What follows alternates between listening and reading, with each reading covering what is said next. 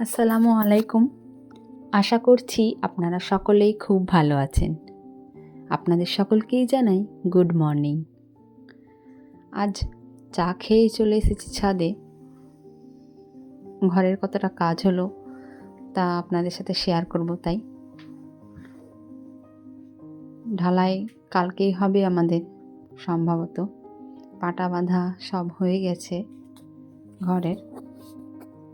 উপরে এখন পাটার জায়গাতে প্লাই ইউজ করছে এখানে। আর এদিকেও পাটা বাঁধা কমপ্লিট সিঁড়ির। আর এক ডাল সিঁড়িও আমাদের হয়ে গেছে। এটা দিয়ে আমরা এখন যাওয়া আসা করছি ওপর নিচ। চলুন আপনাদেরকে একটু দেখিয়ে নিয়ে আসি ওপরটা। এই দেখুন রড বাঁধছে এখন মিস্ত্রিরা।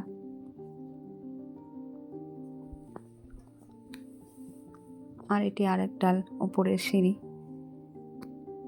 এই সিঁড়িটি ছাদের সাথেই হবে। ঢালাই যেদিন হবে সেদিন একসাথে এই সিঁড়িটিও হবে। উপরে কত রোদ, মে মাসের গরম। আজ রোদও উঠেছে, খুব চরম রোদ আর কি। আমার তো অনেক বাগানের ফুলও পুড়ে যাচ্ছে এই রোদে। আমাদের মিস্ত্রি কিছুদিন বন্ধ ছিল, এদিকে ভোট প্রচার চলছিল, তাই যাই হোক আর বন্ধ থাকবে না আশা করি। আর এই ঢালাইটা আগে হয়ে গেছে আমাদের। এটির সাথে এটি জয়েন হয়ে যাবে, এই রডগুলো ওল্ডিং করবে। তারপর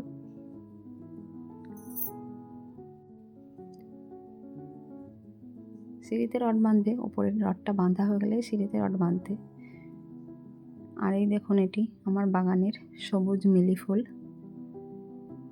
এই গাছটিতে সবুজ মিলি ফুল হওয়ার কারণ রয়েছে। গাছটি কিছুদিন ছায়ায় ছিল, কুড়িও আসছিল না। আসলে এই গাছে প্রচুর রোদ লাগে, রোদ না হলে এই গাছে কোনো ফুলই আসবে না।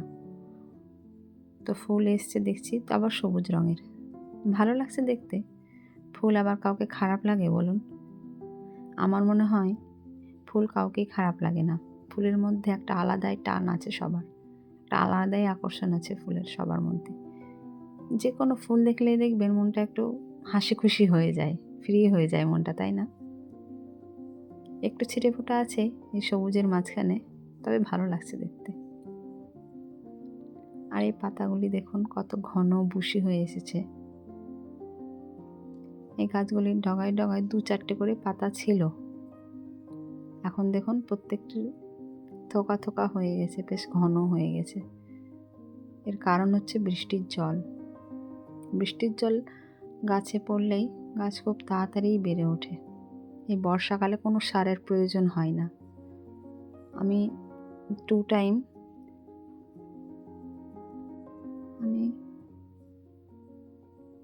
সার দিই, দুটি টাইমে দিই।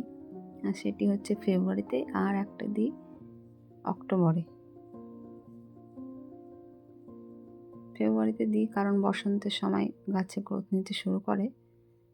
আর সেপ্টেম্বর অক্টোবরে দিই, বর্ষার শেষে একবার দিই। এর পাতাগুলো দেখুন সবুজ থেকে হলুদ হয়ে গেছে। এই গাছটি সেরকম রোদ পাচ্ছে না, তার জন্যে সব গাছগুলো ওদিকে কিছুটা নিয়ে গেছি, কিন্তু ওইখানে তো বেশ জায়গা নেই, তাই কিছুটা এদিকে রয়ে গেছে। বৃষ্টির জলে দেখুন পাতা বাহারগুলোর পাতা কত সুন্দর হয়ে গেছে, কত কালারিং লাগছে, তাই না? এটি বেলি ফুল। একবার বেলি ফুল হয়ে গেছে আমার গাছে, এটা দ্বিতীয় দফায় বেলি ফুল ফুটেছে, সেকেন্ড টাইম। বেলি ফুল প্রায় শীত পর্যন্তই আসতে থাকে গাছে। ফুল হবে, ঝরে যাবে, আবার নতুন কুড়ি আসবে, নতুন ফুল ধরবে। পাতাগুলো সত্যি কি সুন্দর লাগছে ক্রোটনের। আর এই ফুলটি দেখুন কত বড় সাইজের হয়েছে, 2 হাত ধরে হবে সাইজ। পুরোটা স্ক্রিনে আসছেও না, দেখুন। এই ফুলটা বড় হওয়ার কারণ রয়েছে এপসম সল্ট।